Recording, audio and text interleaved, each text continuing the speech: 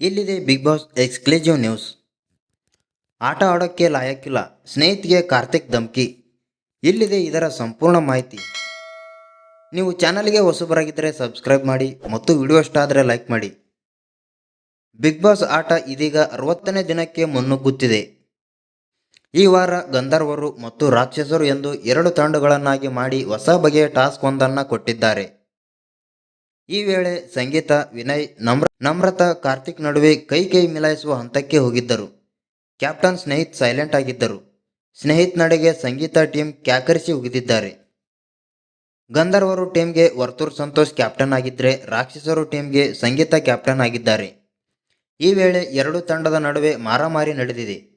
ಚಟುವಟಿಕೆ ವೇಳೆ ವಿನಯ್ ಕಾರ್ತಿಕ್ ಮಧ್ಯೆ ತಳ್ಳಾಟ, ನೂಕಾಟ ನಡೆಯಿತು. ಇತ್ತ ನಮ್ರತಾ ಹಾಗೂ ಸಂಗೀತ ಮಧ್ಯೆಯೂ ಫಿಸಿಕಲ್ ಅಟ್ಯಾಕ್ ಆಯಿತು. ಇಷ್ಟೆಲ್ಲ ನಡೆಯುತ್ತಿದ್ದರೂ ಕ್ಯಾಪ್ಟನ್ ಆಗಿ ಬಿಗ್ ಬಾಸ್ ಲೋಕದ ಒಡೆಯನಾಗಿ ಸ್ನೇಹಿತ್ ಸುಮ್ಮನೆ ನೋಡಿಕೊಂಡು ನಿಂತಿದ್ದರು. ಜಗಳ ನಿಲ್ಲಿಸಲು ಸ್ನೇಹಿತ್ ಪ್ರಯತ್ನಿಸಲೇ ಇಲ್ಲ. 2 ತಂಡವೂ ಕೂಡ ಹೊಡೆದಾಡುವ ಹಂತಕ್ಕೆ ಹೋದರೂ ಏನೂ ಮಾತನಾಡದೆ ಜಗಳ ನೋಡುತ್ತಾ ನಿಂತಿದ್ದಾರೆ. ಈ ವೇಳೆ ತನಿಷಾ ಆಟ ಫಿಸಿಕಲ್ ಆಗುತ್ತಿದೆ, ಆಕ್ಷನ್ ತಗೊಳ್ಳಿ ಎಂದು ಸ್ನೇಹಿತ್ಗೆ ಮನವಿ ಮಾಡಿದರೂ ಕ್ಯಾರೆ ಎನ್ನದೇ ನಿಂತಿದ್ದರು. ಆಗ ಕಾರ್ತಿಕ್ ಮಹೇಶ್ ಆಟ ಆಡೋಕ್ಕೆ ಲಾಯಕ್ಕಿಲ್ಲ, ನೀನು ಹೊರಟು ಹೋಗು ಎಂದು ಸ್ನೇಹಿತ್ಗೆ ಧಮಕಿ ಹಾಕಿದ್ದಾರೆ. ಫಿಸಿಕಲ್ ಅಟ್ಯಾಕ್ ಹೆಚ್ಚಾದ್ದರಿಂದ ಆಟವನ್ನು ಸ್ವತಃ ಬಿಗ್ ಬಾಸ್ ನಿಲ್ಲಿಸಿದರು. ಯಾವುದೇ ನಿರ್ಧಾರ ತೆಗೆದುಕೊಳ್ಳದ ಸ್ನೇಹಿತ್ಗೆ ಸಂಗೀತ ಮತ್ತು ಟೀಮ್ ಕಟುವಾಗಿ ಟೀಕಿಸಿದ್ದಾರೆ.